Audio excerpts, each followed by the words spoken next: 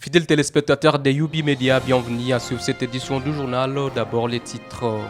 Motard de son état exerça dans la ville de Goma. Monsieur Bati a été tué par balle dans la nuit du lundi à ce mardi 13 mai 2025 par ses bourreaux à Turunga. Nous sommes dans le territoire de Nyiragongo. Vous suivrez les détails dans cette édition du journal. Et puis des armes saisies et des suspects arrêtés dans différents quartiers de la commune de Karisimbi dans la ville de Goma et dans le territoire de Nyiragongo.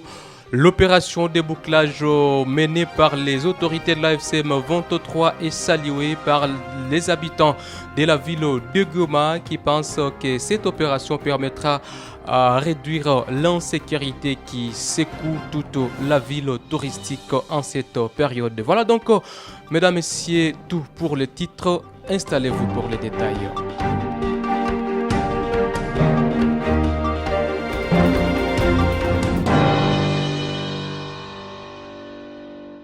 Et comme annoncé dans les sommaires de cette édition du journal, les motards a été tué dans la nuit du lundi à ce mardi 13 mai 2025 au village Turunga. Nous sommes dans le territoire de Nyiragongo, en province du Nord Kivu. Bien entendu, la victime transportait ses deux bourreaux sur sa moto avant qu'il lui loge deux balles. C'était aux environs de 19h heure de Goma. Pendant ce temps, les autorités de la FCM 23 ont interdit formellement la circulation des motos à partir de 21h dans le territoire de Nyiragongo. Suivez. Un motocycliste a été tué et sa moto emportée par des bandits qu'il transportait à bord de son engin. Connu sous le nom de Bahati, le motard est un habitant du village Kiziba 1 vers Anglican. Il a été assassiné à Turunga dans la chefferie de Bukumu, territoire de Nyiragongo. Un cas qui s'ajoute à plusieurs autres déjà recensés à Goma. Depuis un temps, les motards sont devenus la cible des inciviques armés qui choisissent des engins neufs. Cependant, pour tenter de trouver une solution à ces problèmes, l'administrateur du territoire de Nyiragongo interdit la circulation de motos au-delà de 21h. Plusieurs autres mesures sont déjà prises pour la sécurisation des populations et leurs biens. Au même moment, l'opération de bouclage se poursuit à Goma et ses périphéries. Et puis des armes saisies et plusieurs personnes arrêtées, résultant de bouclage mené par les autorités de l'AFCM 23 sur tout le tendit de la ville de Goma, pendant que la population locale salue la stratégie de l'AFCM 23. L'équipe de mobilisation a quant à elle précisé que les innocents parmi les suspects seront directement relâchés juste après les enquêtes. Suivez les appréciations de la population dans cet élément. Selon moi, ce bouclage est une bonne idée car lorsqu'on arrête un voleur dans une avenue et qu'il dit qu'il était avec quelqu'un de mon avenue, je vais directement savoir si je le connais ou pas.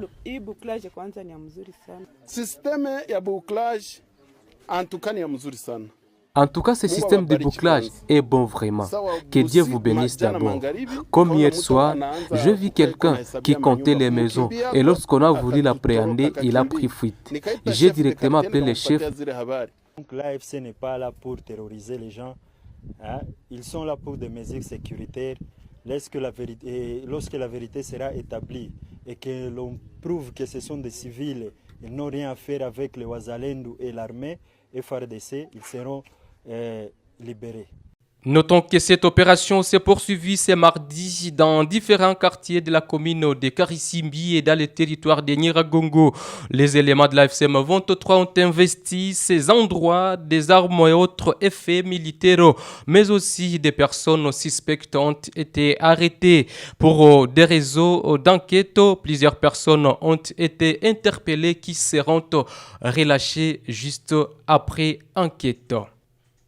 Toujours sécurité dans cette édition du journal, les femmes de la ville de Goma sont appelées à dénoncer des cas suspects en fait de contribuer à la restauration de la paix sur tout le tendis de la ville de Goma, pourquoi pas de toute la province du Nord Kivu. Cet appel est de la conseillère du gouverneur Bahati en matière de l'éducation et genre, Chantal Moureka Tété, qui a ainsi invité toutes les femmes à être des vraies mobilisatrices de la paix. Madame Chantal Moureka Tété dans ses propos. En fait, nous allons choisir les représentants des femmes avec lesquels on va travailler. Nous aurons les points focaux, bien évidemment. Comme ça, la femme va également contribuer au développement. Il ne suffit pas tout simplement de dénoncer l'insécurité, mais le développement s'impose surtout avec la femme. J'appelle toutes les femmes à se mettre ensemble pour le bien-être. Mobilisatrice wa amani. Tujenge nchi ya amani, nchi ya usalama. Et une rencontre mensuelle sera désormais régulièrement tenue dans la ville de Goma entre le gouverneur Bati Moussanga et la FECO, entendez Fédération des entreprises du Congo, section du Nord Kivu, en fait d'examiner les difficultés que rencontrent les opérateurs économiques de toute la province du Nord Kivu. Cette décision a été prise lundi dernier à l'issue d'une rencontre tenue entre les deux parties, axée notamment sur la bonne gouvernance et la lutte contre la tracasserie fiscale. Banyanga Boniface, président de la FECO en territoire de Nyiragongo, donne ici ses appréciations après cette réunion. Étonnante, on nous fait payer au niveau des postes d'entrée à Goma, plus de 2 fois d'ailleurs. C'est pourquoi l'autorité nous a réussi. Je vais me rendre avec les chargés des finances de l'autorité provinciale au niveau de Kanyaruchinya pour nous imprégner de la réalité. L'autorité affirme qu'on ne peut pas payer pour une marchandise achetée à Goma, à Kanyaruchinya, car c'est déjà déclaré au port. Cette multiplicité de taxes est à la base de la hausse du prix des denrées alimentaires et d'autres produits à Goma.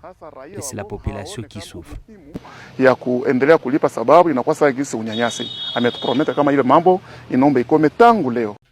Et puis direction retour pour finir cette édition du journal suspendu depuis plus d'une année le projet d'électrification de l'agglomération de Nyamilima.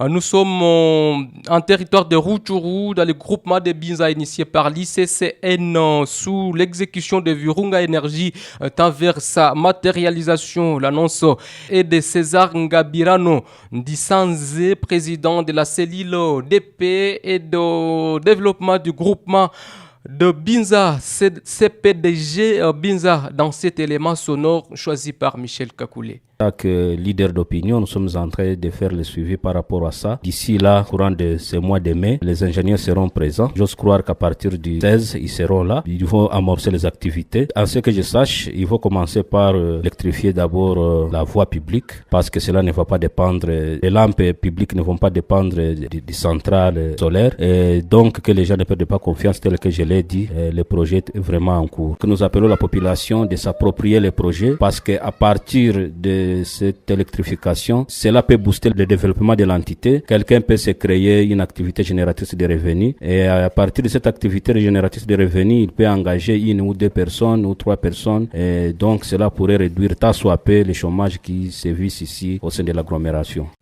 Et c'est par cet élément de retour que nous mettons un point final sur cette édition du journal. Grand merci à vous tous que nous avez regardé de partout à travers le monde. L'actualité en continue sur toutes les plateformes UB Media. Abonnez-vous pour ne pas manquer.